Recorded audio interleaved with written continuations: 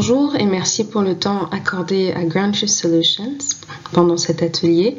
Aujourd'hui, nous souhaitons faire une petite introduction sur les enquêtes de perception dans le cadre de la redevabilité et renforcement des mécanismes de plainte au sein de la réponse humanitaire au Burkina Faso. Durant ce temps d'atelier de renforcement des capacités organisé par le groupe de travail d'engagement et participation communautaire. Au cours de cette courte présentation, nous allons voir une introduction à l'organisation Ground Truth Solutions, qui nous sommes et quelles sont nos missions et notre objectif, la définition des enquêtes de perception de façon générale, pourquoi est-il intéressant de mener des enquêtes de perception dans le cadre d'une réponse humanitaire, et comment intégrer les perceptions des personnes affectées au niveau des agences humanitaires et au niveau collectif, c'est-à-dire au niveau de la planification de la réponse humanitaire, aussi connu comme le plan humanitaire pays ou le HNO également. On va aussi voir les exemples de ce qui a été déjà fait dans d'autres pays en utilisant les enquêtes de perception. Merci.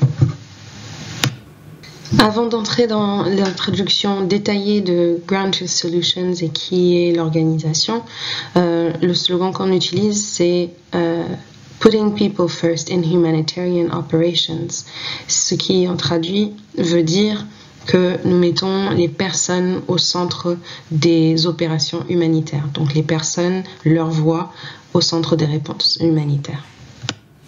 Nos objectifs chez Ground Truth Solutions sont de recueillir et analyser de manière systématique les perceptions et les priorités des personnes affectées, soutenir la prise de décision sur la base des résultats enquêtés ou des résultats de l'enquête, et soutenir la qualité de la réponse avec un renforcement du plan de réponse humanitaire, connu comme le PRH.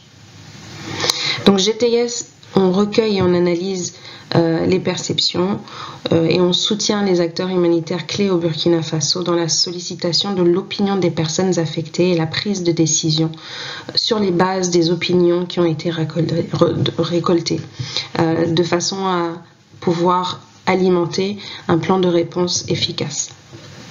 Très rapidement, ce que nous avons déjà fait au Burkina Faso, ce qui est en cours, sont des enquêtes de perception sur la réponse humanitaire au centre-nord et dans le Sahel auprès de 403 personnes qui ont déjà été enquêtées.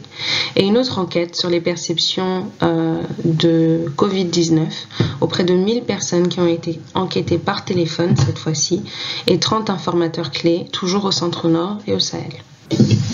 Alors, les enquêtes de perception. La définition d'une enquête de perception, c'est un outil qui aide à comprendre ce que les personnes enquêtées pensent, comprennent et ressentent sur un sujet particulier. Souvent, l'idée part des questions telles que « Que pensez-vous de ?» Que ressentez-vous concernant ? Quelle est votre opinion sur telle ou telle chose ? Savez-vous comment X, Y, Z ? Les réponses sont très subjectives à la personne enquêtée. Il n'y a pas de bonne ou de mauvaise réponse. Mais les réponses permettent, le processus permet aux communautés affectées d'exprimer systématiquement leur opinion, leur point de vue et leur perception sur l'aide humanitaire reçue. Et non pas nécessairement sur leurs besoins, mais plutôt sur comment l'aide humanitaire en cours est perçue par les communautés affectées. Et c'est aussi un mécanisme de redevabilité important et proactif, car cela permet un dialogue et un retour d'expérience de la part des communautés. On peut se demander, mais pourquoi mener des enquêtes de perception ?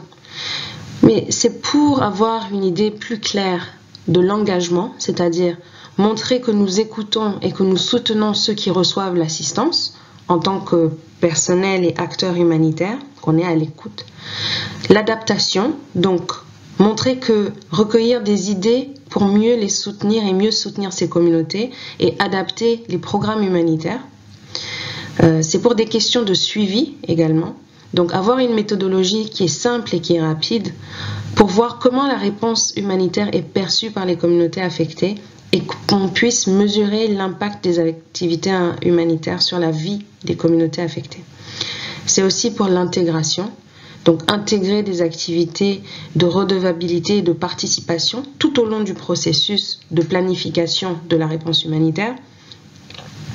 et pour des questions de redevabilité. Donc améliorer la redevabilité envers les communautés affectées au niveau de l'organisation et au niveau du collectif.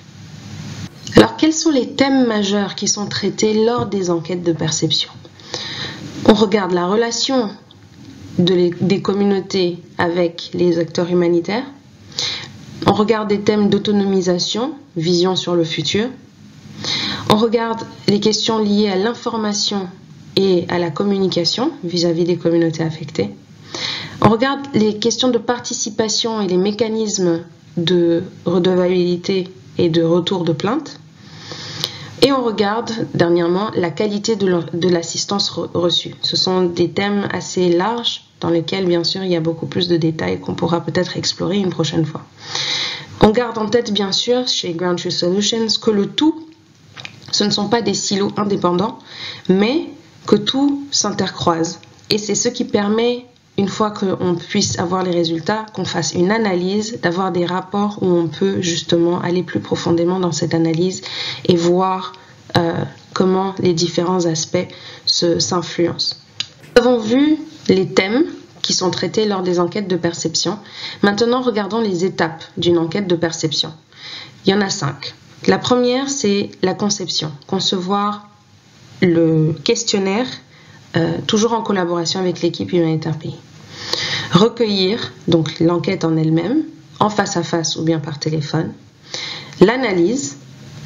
Ensuite, le dialogue, c'est-à-dire le retour vers les communautés avec les résultats de l'enquête pour recueillir leurs retours, leurs ressentis dessus et leurs recommandations.